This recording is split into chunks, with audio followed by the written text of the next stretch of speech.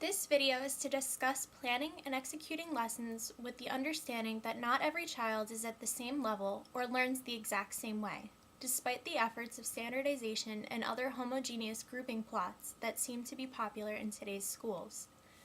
The lesson plan format that I use revolves closely around Bernice McCarthy's format learning cycle, taking into account right and left brain activities as well as allowing points in the lesson for abstract thinking and experiential learning. This lesson plan model, thoughtfully developed by Dr. Frank Abrahams, allows time for experience, reflection, problem solving, and trying things out, and the use of the newfound knowledge in context.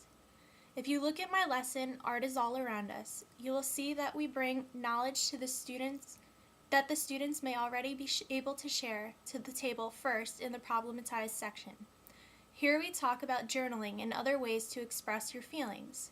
The teacher and the students discuss ways in which they personally express emotion.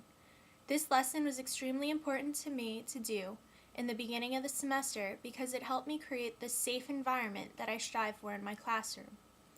We discuss how music is the extension of the performer and the composer's personal feelings, and like that, to the reading of a journal or a diary.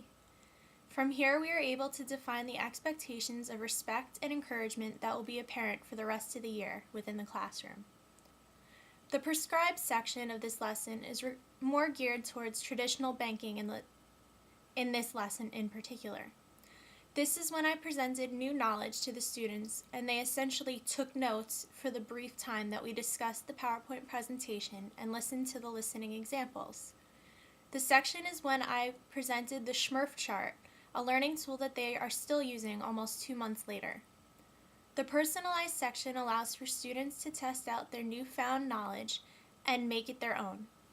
In this lesson, they were to apply their knowledge of the Smurf chart and explain how the accompanying music would sound.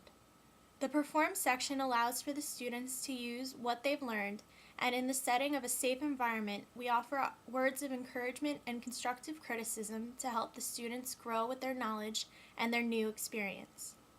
You will note in many of my teaching videos, I use the board to write little notes or pictures, or use PowerPoints to offer visual aids for visual learners. I incorporate hand signs and kinesthetic movements to many parts of the choir rehearsals in particular. In my culture, art, and music lesson, the students were getting caught up on much of the technology used for the WebQuest. For this reason, I told them that they were no longer expected to produce PowerPoints for their presentations, which was met by a feeling of relief.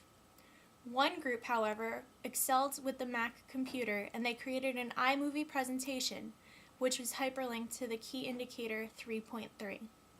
I also work with classes that have students with IEPs. The school mainstreams for choir, and so I encounter students who are autistic, have hearing difficulties, are ESL, as well as a couple more special circumstances. For this reason, I try to keep a routine and give warnings before we transition from task to task. I write out objectives on the board and try to stick to them as best I can. For the student who is hard of hearing, I use a device that mimics a microphone that transmits to the student's hearing aid.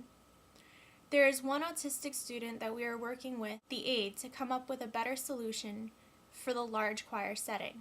The student is very excited to be involved, but at times may be too excited. We are working on getting him a buddy to sit with him in class and also to help him be a positive role model for the classroom behavior. Each student is unique and each day is a new day, but I try to accommodate the needs of diverse learners.